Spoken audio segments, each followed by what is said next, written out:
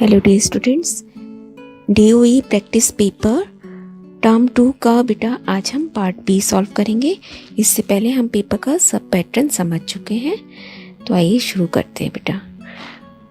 7th question है 2t² - t - 10 के गुणनखंड करने, फैक्टर्स करने हैं। तो मिड टर्म को स्प्लिट करके हम बहुत बार सीख चुके हैं। सबसे पहले ABC लिख लेंगे। A is to B जो t के साथ है -1 एंड C जो बिना t के या बिना वेरिएबल के टर्म है वो C होती है -10। अब गुणा करने पे मुझे A इंटू C मिलना चाहिए, यानी कि 20 के आप फैक्टर करेंगे 5 और 4, और इनमें से जो बड़ा है उसके साथ B का साइन होता है। दोबारा देखेंगे आप ये कंसेप्ट और इसको दोबारा रिवाइज करेंगे बेटा। ये माइनस का हो गया बड़ी टर्म, और अगर C नेगेटिव होता है तो दोनों साइन यहाँ उल्टे होते हैं, एक घटा का आ गया तो दूसरा जमा का आएगा। अब यहाँ पे first term as it is, mid term को हमने हटा देना है यहाँ से। इसकी जगह अब हम ये रखेंगे -5t + 4t -10। लास्ट की टर्म भी एज इट इज उतार लेंगे। अब 2 का जोड़ा बनाएंगे +4t - 10। पहली ब्रैकेट में से t कॉमन आ सकता है, अंदर बचा 2t - 5 प्लस यहाँ से भी 2 कॉमन निकलेगा, हमारे पास मिल गया 2t - 5। अब यहाँ हमें चेक करना होता है कि ये ब्रैकेट और ये ब्रैकेट दोनों सेम होनी चाहिए। अगर ये सेम नहीं है इसका मतलब हमारा क्वेश्चन गलत किया है हमने कहीं। अब हमारा आंसर आ गया 2t - 5 और इधर से t + 2 ब्रैकेट में, और ये इसके 2 फैक्टर हो गए। 8th क्वेश्चन है ABCD एक आयत है, एक रेक्टेंगल है जिसमें ये PQRS जो इसने बना रखे हैं ये मिड पॉइंट्स है, मध्य बिंदु है। हमें बताना है कि चतुर्भुज PQRS एक समचतुर्भुज है, रोम्बस है। ये जो अंदर एक इसका क्वाड्रिलेटरल बन रहा है ये हमें प्रूव करना है कि ये रोम्बस है। रोम्बस क्या होता है? समचतुर्भुज बेटा जिसकी सभी साइड्स आपस में इक्वल होती हैं।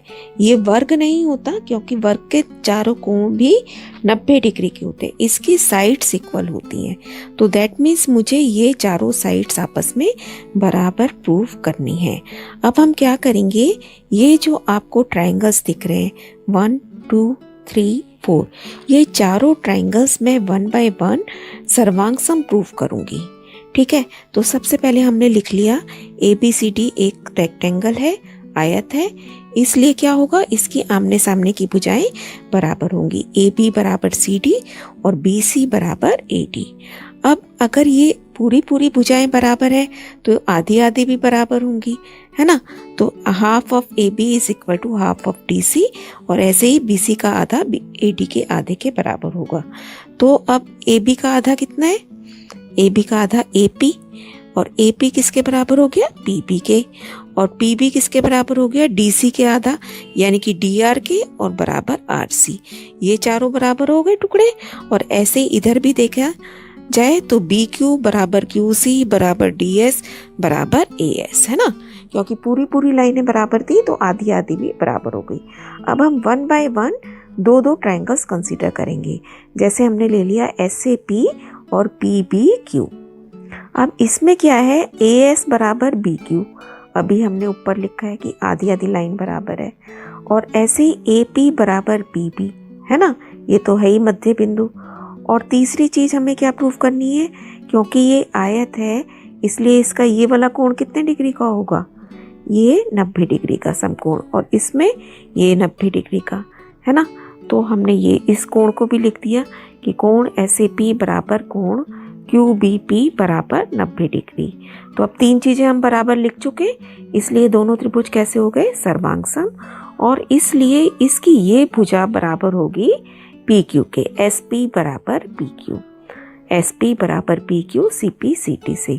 और इसी तरीके से हम सारे लिखेंगे नहीं, हम लिख देंगे बाद में। इसी प्रकार PQ = QR, है ना, और QR = SR ऐसे, और SR = SP होगा। सिमिलरली इसी प्रकार अब इसका मतलब हमने क्या प्रूफ कर दिया कि ये चारों भुजाएं आपस में बराबर हैं, और वही प्रूफ करना था हमें।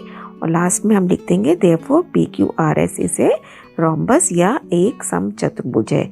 हिंदी में आप लिखेंगे क्योंकि चारों भुजाएं बराबर हैं इसलिए PQRS एक समचतुर्भुज है। इसके साथ चॉइस में एक क्वेश्चन है जिसमें अब की बार हमें एक समांतर चतुर्भुज ABCD दिया है और हमें जो अंदर बन रहा है इसका उसको भी प्रूफ करना है कि ये भी एक समांतर चतुर्भुज है, पैरेललोग्राम है। एक पैरेललोग्राम बाहर दिया गया है और अंदर जो बन रहा है वो भी हमें पैरेललोग्राम प्रूफ करना है बेटा। तो देखिए क्योंकि पैरेललोग्राम है इसका मतलब अगेन आप फिर से वही लिखेंगे कि इसकी आमने सामने की भुजाएं बराबर हैं। ये सारी प्रॉपर्टीज आपको पता होनी चाहिए। अब हम इसके दो ट्रायंगल्स कंसीडर करेंगे, APD देखिए ये वाला और BQC। ठीक है, इसमें क्या है, इसने एक पॉइंट तो हमें दे रखा है कि DP बराबर BQ गिवन। इसको भी मैं इसके कॉन्ग्रुएंट प्रूफ करना चाहती हूँ। अब इस एंगल को देखो 1 एंगल और इसको 2 नाम दे देते हैं। ये कैसे कोण है, एकांतर अंतः कोण। समांतर चतुर्भुज में एकांतर अंतः कोण होते ही हैं क्योंकि समांतर रेखाएं होती हैं। ऑल्टरनेट इंटीरियर एंगल, तो therefore angle 1 is equal to angle 2। Reason एकांतर अंतः कोण या ऑल्टरनेट इंटीरियर एंगल। अब तीसरी चीज हम क्या प्रूफ करेंगे, देखिए BC बराबर AD। क्यों, आमने सामने की भुजाएं बराबर होती हैं समांतर चतुर्भुज में। देयरफॉर दोनों ट्रायंगल्स कैसे हो गए, कॉन्ग्रुएंट।